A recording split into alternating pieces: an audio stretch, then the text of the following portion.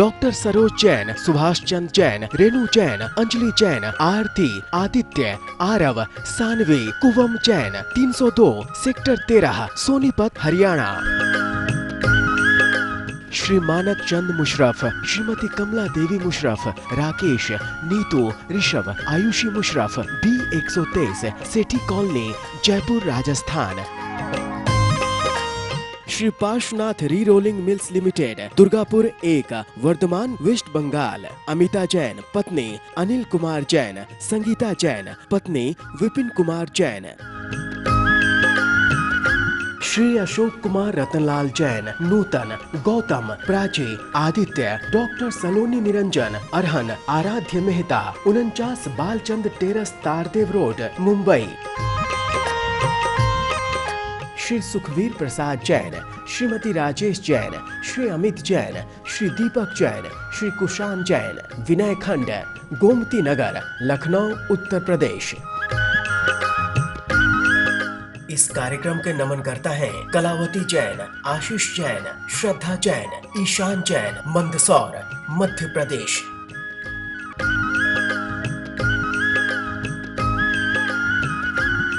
मोक्ष मार्गस्य नेतारं भेत्तारं कर्म भूभृतां ज्ञातारं विश्वतत्त्वानां वन्दे तद्गुणलब्धये। पंच परमेष्ठी भगवान की जय। अगला सूत्र देखिए, प्राग्रैवेयकेभ्यः कल्पाः। प्राग्रैवेयकेभ्यः कल्पाः। बोलिए, प्राग्रैवेयकेभ्यः कल्पाः। प्राग माने पहले, ग्रैवेयकेभ्यः ग्रैवेयकों से, कल्पाः कल्प कहलाते हैं। कल्प कहाँ किनको कहते हैं? आचार्यों ने कहा जहाँ तक इंद्र सामानिक की कल्पना है। ये कल्पना कहाँ तक है? 16वें स्वर्ग तक। तो आचार्य ने सूत्र में स्पष्ट कर दिया, ग्रैवेयकों से पहले जो 16 स्वर्ग हैं वहाँ तक हम उनको कहते हैं कल्प। अर्थात ग्रैवेयकों से पहले के विमानों को कल्प कहा जाता है। ब्रह्मलोकालया लौकांतिकाः। ब्रह्मलोकालया लौकांतिकाः। बोलिए, ब्रह्मलोकालया लौकांतिकाः। ब्रह्मलोक है, आलय माने निवास जिनका, वे लौकांतिक देव कहलाते हैं। लौकांतिक देव कहाँ रहते हैं? ब्रह्म नामक 5वें स्वर्ग के अंत में। ये लौकांतिक क्यों कहलाते हैं? क्योंकि इनके अब संसार का अंत आ गया है, लोक का अंत आ गया। ये सभी लौकांतिक देव अगले भव में मनुष्य पर्याय धारण करेंगे और मोक्ष जाएंगे। सूत्र का अर्थ हुआ कि ब्रह्मलोक में जिनका निवास, ब्रह्मलोक के अंत में जिनका निवास है, ये ब्रह्मलोक के देवों से अलग रहते हैं, इनके निवास अलग बने हुए हैं। ब्रह्मलोक 5वें स्वर्ग में देव अलग हैं, लेकिन इनसे ऊपर ब्रह्मलोक के अंत में जिनका निवास है वे लौकांतिक देव होते हैं। लौकांतिक देवों के भेद कितने हैं? सारस्वतादित्य वन्यरुण गर्द तोय तुषिता व्याबाधा रिष्टाश्च। सारस्वतादित्य वन्यरुण गर्द तोय तुषिता व्याबाधा रिष्टाश्च। बोलिए, सारस्वतादित्य वन्यरुण गर्द तोय तुषिता व्याबाधा रिष्टाश्च। ये 8 प्रकार के होते हैं। सूत्र से इनका अर्थ निकाल लीजिए। सारस्वत, आदित्य, वन्नी, अरुण, गर्दतोय, तुषित, अव्याबाध और अरिष्ट। यद्यपि ये सब समान हैं, इनमें कोई अंतर नहीं है। द्वादशांग के पाठी हैं, ब्रह्मर्षि कहलाते हैं, पर विचार बिल्कुल दूर उससे रहने वाले हैं, निरंतर वैराग्य परिणति बनाने वाले होते हैं। फिर भी इनके भेद 8 हैं। देखें, सारस्वत, आदित्य, वन्नी, अरुण, गर्द तोय, तुषित, अव्याबाध और अरिष्ट। इस सूत्र के अंत में चौ शब्द और दिया है, अर्थात इन 8 के अलावा दो दो के बीच में दो दो और भी भेद हैं, अर्थात सारस्वत के बाद दो और हैं, वन्नी के बाद दो और हैं, आदित्य के बाद दो और हैं। इस तरह कुल मिलाकर लौकांतिक देवों के 24 भेद होते हैं, अर्थात सामान्य से 8 भेद और विशेष से इनके 24 भेद कहलाते हैं। विजयादिषु द्विचर्माः, विजयादिषु द्विचर्माः, बोलिए विजयादिषु द्विचर्माः। विजय आदिषु अर्थात विजय आदि 5 अनुत्तर विमान और अनुदिश विमानों में रहने वाले देव द्विचरम होते हैं। द्विचरम का मतलब अर्थात 2 मनुष्य जन्म लेकर और मोक्ष प्राप्त करने वाले होते हैं। फिर एक बार देख लें, विजयादिषु विजय आदि 5 अनुत्तर और अनुदिश विमानों में रहने वाले देव द्विचर्माः 2 मनुष्य भव लेकर मोक्ष जाते हैं। अभी तक देवों की चर्चा हो गई, चारों गति के जीवों की चर्चा हो गई, पर त्रिंशों की परिभाषा नहीं मालूम पड़ी। तब आचार्य ने, क्योंकि जीव तत्व का वर्णन लगभग पूरा हो रहा है, तो एक सूत्र में त्रिंशों की परिभाषा लिखी है। देखें, औपपादिक मनुष्येभ्यः शेषास्तिर्यग योनयः, औपपादिक मनुष्येभ्यः शेषास्तिर्यग योनयः। बोलिए औपपादिक मनुष्येभ्यः शेषास्तिर्यग योनयः। औपपादिक उपाजन वाले अर्थात देव और नारकी, मनुष्येभ्यः और मनुष्यों को छोड़कर, शेषः बचे हुए त्रियंच योनि वाले होते हैं। औपपादिक चारों गति के जीव कौन कौन? नरक, त्रियंच, मनुष्य और देव। उपाजन वाले नारकी और देव हटा दो, और मनुष्येभ्य मनुष्यों को हटा दो। अब जितने भी बचे, पृथ्वी काय, जल काय, अग्नि काय, हाथी, घोड़े आदि सब, ये सब त्रियंश योनि वाले हैं। अब देवों की आयु की चर्चा प्रारंभ होती है। स्थिति रसुर नाग सुपर्ण द्वीप शेषाणाम सागरोपम त्रिपल्योपमार्दहीन मिता। स्थिति रसुरनाग सुपर्ण द्वीप शेषाणाम सागरोपम त्रिपल्योपमार्दहीन मिता। दोबारा बोलिए, स्थिति रसुरनाग सुपर्ण द्वीप शेषाणाम सागरोपम त्रिपल्योपमार्दहीन मिता। देखिए जरा सूत्र को। स्थिति ही, स्थिति माने आयु। इस सूत्र को बोर्ड पे दिखाएंगे तो अच्छा रहेगा। आइए बोर्ड पे दिखाता हूं। स्थिति माने आयु किसकी? असुर कुमार। इस सूत्र में भवनवासी देवों की आयु का वर्णन है। स्थिति माने आयु असुर कुमार देवों की, नाग कुमार देवों की, सुपर्ण कुमार और दीप कुमार देवों की और शेष देवों की। कितनी है? सागरोपम 1 सागर, त्रिपल्योपम 3 पल्य और आधा आधा, हीन माने कम कम है। जरा इसको फिर एक बार देखें। जरा सूत्र थोड़ा कड़ा है, जरा अच्छी तरह देखना है। आयु किनकी? भवनवासी देवों की। असुर कुमारों की सागरोपम, नाग कुमार की त्रिपल्योपम, सुपर्ण कुमार की अर्धहीनम मतलब 2.5 पल्योपम, द्वीप कुमार की अर्धहीनम 2 पल्योपम और शेष कुमारों की 1.5 पल्य है। सूत्र है भवनवासी देवों के भेद। भवनवासिनो सुर नाग विद्युत सुपर्णाग्नि वातस्तनितो दधिदीप दिक्कुमाराः, ये सब। लेकिन आयु जब बताई है तो इस क्रम से नहीं बताई। आयु कैसे बताई? इसमें इन्होंने स्थिति रसुर नाग। देखो स्थिति असुर नाग, इसके बाद कहाँ आ गए सुपर्ण, फिर आ गए द्वीप। 4 की तो बता दी। फिर ध्यान से देखें सूत्र जरा थोड़ा सा कड़ा है। किस किस की बताई? स्थिति रसुर असुर नाग सुपर्ण द्वीप, और फिर बाकी सब में कर दिया शेषाणाम। अब अर्थ कैसे लगेगा?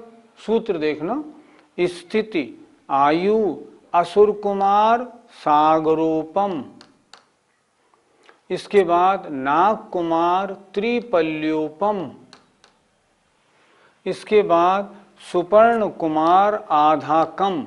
अब हम यहाँ से उसको छोड़ के यहाँ आ गए, सुपर्ण कुमार ढाई पल्य, फिर द्वीप द्वीप कुमार 2 पल्य, और बाकी सब में लिख दीजिए 1.5 पल्य। हमने लिख दिया विद्युत कुमार 1.5 पल्य, अग्नि कुमार 1.5 पल्य, बात कुमार 1.5 पल्य, स्तनित कुमार 1.5 पल्य, उदित कुमार 1.5 पल्य, दिक् कुमार 1.5 पल्य। भवनवासी देवों की आयु सूत्र में बता दी गई। अब वैमानिक देवों की आयु की चर्चा करते हैं। प्रश्न है भवनवासी के बाद व्यंतर और ज्योतिषी देवों की आयु बताते, लेकिन आचार्य ज्योतिषी और व्यंतरों की आयु आगे अपने आप बताएंगे। क्यों? कि उन्हें सूत्र थोड़े बनाने थे और थोड़े सूत्रों में अपनी बात कहनी थी। तो अब वैमानिक देवों की आयु प्रारंभ होती है। सौधर्मैशानयोः सागरोपमे अधिके, सौधर्मैशानयोः सागरोपमे अधिके। बोलिए सौधर्मैशानयोः सागरोपमे अधिके। सौधर्म और ईशान स्वर्ग वालों की आयु सागरोप में 2 सागर से कुछ अधिक है। सौधर्म और ईशान स्वर्ग में जो देव हैं उनकी उत्कृष्ट आयु का वर्णन चल रहा है। उनकी उत्कृष्ट आयु 2 सागर से कुछ अधिक है। सच पूछा जाए तो 2 सागर उत्कृष्ट आयु है, पर अगर कोई देव अपनी आयु का घात करके दूसरे स्वर्ग में आए, पहले दूसरे स्वर्ग में, तो उसको आधा सागर आयु ज़्यादा मिलती है। तो घातायुष्क के अनुसार 2.5 सागर है, वास्तविक आयु तो 2 सागर ही है। अगर मान लीजिए किसी जीव ने 2 सागर आयु का बंध किया तो वो कहाँ जाएगा? वो जाएगा पहले दूसरे स्वर्ग में। और किसी ने 2 सागर एक समय की आयु का बंध किया तो कहाँ जाएगा? तीसरे और चौथे स्वर्ग में। लेकिन अगर घातायुष्क होगा, घातायुष्क कौन होते हैं? जिन्होंने पहले ज़्यादा आयु बांधी। मान लो किसी मुनि महाराज ने मान लो और पहले ग्रह की आयु बांध ली, बाद में संयम से च्युत हो गए और परिणामों के अनुसार नीचे गिरे और मान लो पहले दूसरे स्वर्ग में जन्म लिया, तो उनको आयु कितनी मिलेगी? आधा सागर ज़्यादा, मतलब 2.5 सागर। तो यहाँ क्या हुआ कि ये जो आधे का विधान है ये घातायुष्क की अपेक्षा है। वैसे सौधर्म और ईशान स्वर्ग की उत्कृष्ट आयु 2 सागर है। त्रिलोक सार आदि ग्रंथों में 2 सागर का ही उल्लेख मिलता है। सूत्र का अर्थ क्या बना? सौधर्म और ईशान इन दोनों सागरों की आयु, इन दोनों स्वर्गों की उत्कृष्ट आयु 2 सागर से कुछ अधिक है। कुछ अधिक घातायुष्क की अपेक्षा है और 2 सागर आयु उत्कृष्ट आयु। वैमानिक देवों की आयु कितनी है ये चर्चा अपनी चल रही है। अब सानत कुमार और माहेंद्र स्वर्ग के देवों की उत्कृष्ट आयु कितनी है इसका सूत्र देखें। सानत कुमार माहेंद्रयोः सप्त, सानत कुमार माहेंद्रयोः सप्त। बोलिए सानत कुमार माहेंद्रयोः सप्त। सूत्र का अर्थ हुआ सानत कुमार और माहेंद्र स्वर्ग के जो देव हैं उनकी उत्कृष्ट आयु 7 सागर है, और घातायुष्क है तो आधा सागर अधिक है। अधिके सम में लगाना है 12वें स्वर्ग तक। सूत्र का अर्थ देखें, सानत कुमार माहेंद्र यो हो, सानत कुमार और माहेंद्र तीसरे और चौथे स्वर्ग के देवों की उत्कृष्ट आयु 7 सागर कुछ अधिक है घातायुष की अपेक्षा। अब अगला सूत्र देखते हैं। त्रिसप्त नवैकादश त्रयोदश पंचदशभिरधिकानि तु। त्रिसप्त नवैकादश त्रयोदश पंचदशभिरधिकानि तु। बोलिए। त्रिसप्त नवैकादश त्रयोदश पंचदशभिरधिकानि तु। अब कितने युगल और बचे? 6। 8 युगल में 2 युगलों की चर्चा हो गई। सौधर्म ईशान की हो गई, सानत कुमार माहेंद्र की हो गई। अब इस सूत्र में जो लिखा है आचार्य ने उसका ढंग क्या है? अंत में शब्द दिया है अधिकानि तु, अर्थात पिछले स्वर्ग से इन 6 युगलों में इतने इतने सागर आयु ज्यादा है। ध्यान से देखना आप, सूत्र में क्या लिखा? त्रिसप्त नव एकादश त्रयोदश पंचदश भी, अर्थात आगे के 6 युगलों में पिछले स्वर्ग से इतने सागर आयु अधिकानि तु ज्यादा है। हम कैसे लगाएंगे फिर? तीसरे युगल में कितनी आयु लिखी इन्होंने? त्रि का मतलब 3 में 7 जोड़ो, क्योंकि पहले सानत कुमार माहेंद्रियों में 7 लिखी थी ना, और उससे 3 ज्यादा लिखी है। तो क्या हुआ? तीसरे युगल में 3 और 7 10, चौथे युगल में सप्त 7 और 7 14, सब में 7 जोड़ें। 5वें में 9 और 7 16, छठे युगल में 11 एकादश 11 और 7 18, और फिर त्रयोदश 13 और 7 20, और पंचदश 15 और 7 22 सागर। इतना चलना है। इसमें करना इतना है अपने को, पिछला 7 सब में जोड़ देना है। इसको फिर एक बार समझते हैं। तीसरे युगल माने ब्रह्म ब्रह्मोत्तर, तो तीसरे कल्प में अब उत्कृष्ट आयु कितनी हो गई? 3 और 7 10, और अधिके और जोड़ देना। फिर 7 और 7 14, अधिके और जोड़ना घातायुष की अपेक्षा। 9 और 7 16 अधिके लगाना, और 11 और 7 18 में अधिके लगाना। बाकी 20 और 22 में अधिके नहीं लगाना है, क्योंकि इनमें घातायुष्क पैदा नहीं होते। इस तरह वैमानिक देवों में, कल्पोपन्न देवों में 16वें स्वर्ग तक के देवों की आयु का वर्णन यहाँ हो गया। 16वें स्वर्ग तक के देवों की आयु बता दी गई। अब जो ग्रैवेयक, अनुदिश और अनुत्तर विमान में रहने वाले देव हैं, उनकी उत्कृष्ट आयु कितनी है, इसका वर्णन अगले सूत्र में है। देखिए, आरणाच्युता दूर्ध में कैकेन, नवसु ग्रैवेयकेषु विजयादिषु सर्वार्थ सिद्धौ च। बोलिए।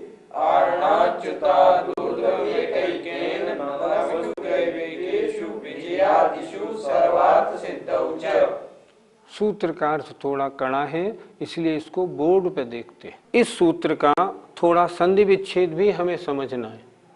देखिए, आरण अच्युतात्, आरण अच्युत सर्ग से। आरण अच्युत स्वर्ग की आयु 22 सागर पहले बता दी। अब ये कह रहे हैं आरण अच्युत स्वर्ग से, ऊर्ध्वम ऊपर, एक एकेनो एक एक के द्वारा, नवशु ग्रैवेयकेषु 9 ग्रैवेयक और अनुदिशों में, और विजयादिषु अनुत्तर विमानों में और सर्वार्थ सिद्धि में उत्कृष्ट आयु होती है। सूत्र थोड़ा कड़ा है, अच्छी तरह समझ लीजिए। आरण अच्युतात् ऊर्ध्वम, आरण अच्युत स्वर्ग से ऊपर, एक एकेनो, एक एक के द्वारा, मतलब एक एक सागर बढ़ती हुई कहाँ तक? 9 ग्रैवेयक और अनुदिशों में, और विजयादिषु, विजयादिषु विजय आदिक अनुत्तर विमानों में और सर्वार सिद्धि में आयु जाननी चाहिए। फिर एक बार देखते हैं और समझते हैं। आरण अच्युत स्वर्ग में 22 सागर, अब एक एक बढ़ती हुई 9 ग्रैवेयक में, तो 22 सागर से 9 ग्रैवेयक में अगर हम गए ना, तो अधोग्रैवेयक में 23, 24, 25, 26, 27, 28, 29, 30, 31 सागर। अनुदिशों में कितनी हो गई? 32 सागर। और विजय आदि अनुत्तर विमानों में और सर्वार सिद्धि में 33 सागर उत्कृष्ट आयु है। सर्वार सिद्धि को अलग क्यों कर दिया? विजयादिशु से हमारा काम बन जाता। आचार्य कहते हैं यहाँ उत्कृष्ट और जघन्य का विधान है, लेकिन सर्वार सिद्धि में मात्र 33 सागर का ही विधान है, यहाँ जघन्य आयु नहीं होती। देखिए, ये पहला दूसरा स्वर्ग है सौधर्म ईशान, यहाँ की आयु 2 सागर से कुछ अधिक घातायुष की अपेक्षा। यहाँ आए सानत कुमार महेंद्र 7 से कुछ अधिक। अब इसमें 7 में 3 जोड़े, तो यहाँ 10 से कुछ अधिक, 14 से कुछ अधिक, त्रिसप्त नव 16 से कुछ अधिक, फिर 18 से कुछ अधिक, 20 से कुछ अधिक, और आरण अच्युत में 22 स्वर्ग 22 सागर उत्कृष्ट आयु है। इसमें अधिक नहीं लगाना, इन दोनों में अधिक नहीं लगेगा, 12वें स्वर्ग तक अधिक अधिक लगाना है।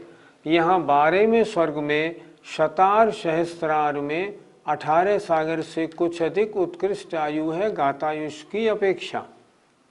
इसके बाद ऊपर आए तो इनमें आनत प्राणत में 20 सागर और आरण अच्युत में 22 सागर आयु उत्कृष्ट है। अब इससे ऊपर और चले, एक एक 9 ग्रैवेयक में, ये 9 ग्रैवेयक बने हैं। 9 ग्रैवेयकों में 3 ग्रैवेयक अधोग्रैवेयक कहलाते हैं, 3 मध्यम कहलाते हैं, 3 ऊर्ध्व कहलाते हैं। तो नीचे के 3 में 23, 24, 25, फिर 26, 27, 28, फिर 29, 30, 31, ये 9 जो लंबी लाइनें बनी हैं, लिखा है 9 ग्रैवेयक। इनमें उत्कृष्ट आयु ऊपर वाले ग्रैवेयक में 31 सागर हो गई।